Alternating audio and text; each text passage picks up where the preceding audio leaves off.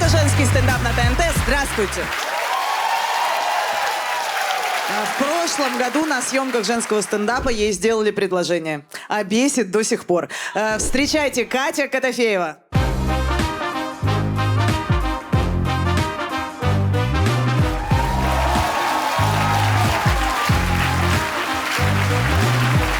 Всем привет, здравствуйте. Да. А я вообще-то рада вас видеть. Я рада. Меня в детстве учили водить машину. Похлопайте, у кого тоже был такой опыт, травмирующий, скорее всего. Орали матом на вас? Чувствуется, конечно. На меня не орали. Мне повезло, потому что меня учили исключительно родственники женского пола. Меня один раз только наругали, когда я видеорегистратор с дороги в салон развернула, чтобы мы ехали типа в клипе «Серебро». С мамой и бабулей шестерки на газу. Да, ну можете не мучиться, вообще можно купить права. Похлопайте, кто купил автомобильные права.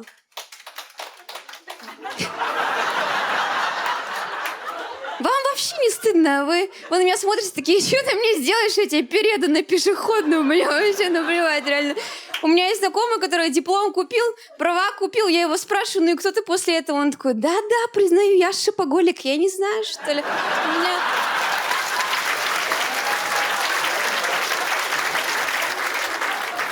Да, я поэтому на метро передвигаюсь, у меня муж тоже на метро, потому что, давайте объективно, в Москве машина не нужна, да, все так говорят, только на нее нет денег.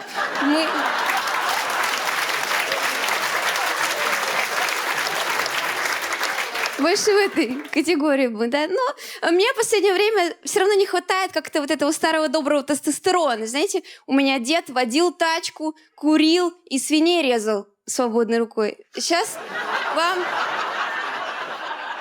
мужчины, можно быть мягкими почему-то, да? Можно показывать свои эмоции, а мы должны говорить «поплачь, поплачь». «Поплачь, поплачь». Так, всосать Mortal Kombat, конечно.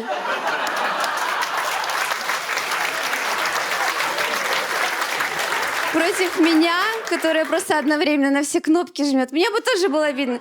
Да? У меня есть любимая комбинация. Это удар ногой, удар рукой, удар джойстиком по башке. Если кто-то не понял, что пора поддаваться. Я не знаю, зачем тут столько кнопок, да, на этих джойстиках вообще. Зачем тут столько кнопок? У меня на вибраторе 2 кнопки. Ровно 2. Одна включить, вторая фаталити. Все работает вообще.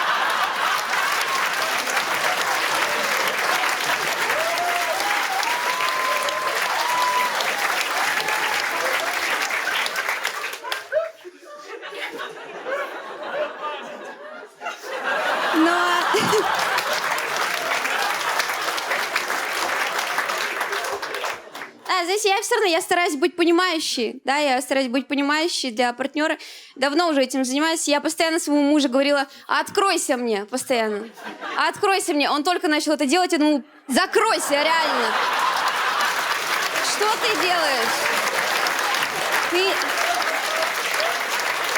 Откройся хотя бы на проветривание, потому что такой объем информации мне не нужен, объективно. Я не ждала, честно. Мне кажется, предыдущему поколению женщин повезло гораздо больше. Мужики все в себе держали, умирали в 50. Да? И вы потом с девчонками еще лет 30. Какой кайф мне!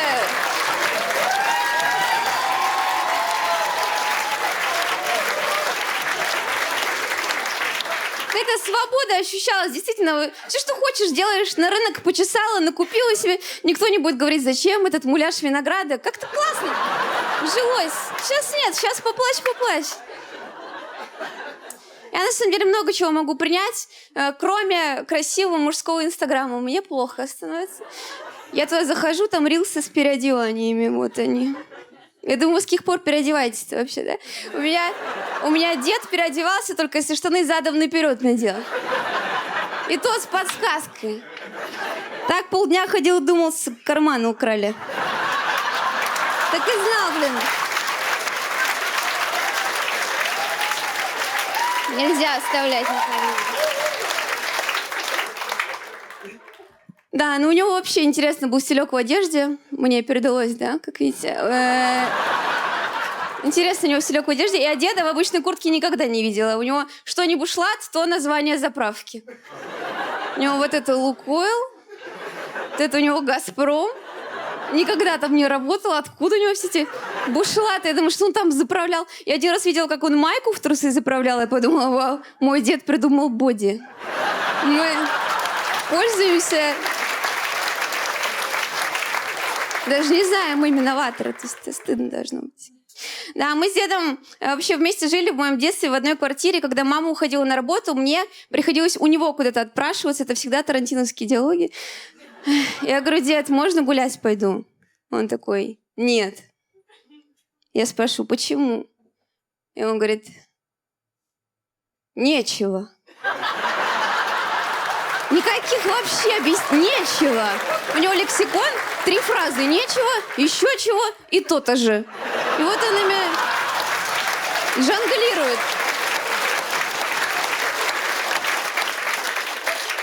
Везде у него подходит. Думаю, что так кроссворды быстро улетают. У него везде то-то же по вертикали. Конечно, если так жить, это с ума можно сойти. Да, я думала, почему так происходит. И понятно, что мужской мир тоже непростой, да, тяжело там живется. Не хватает каких-то разговоров, может быть, душевных, чтобы вот этот эмоциональный баланс установить. Да, вы как будто специально ходите в места, в которых невозможно нормально разговаривать.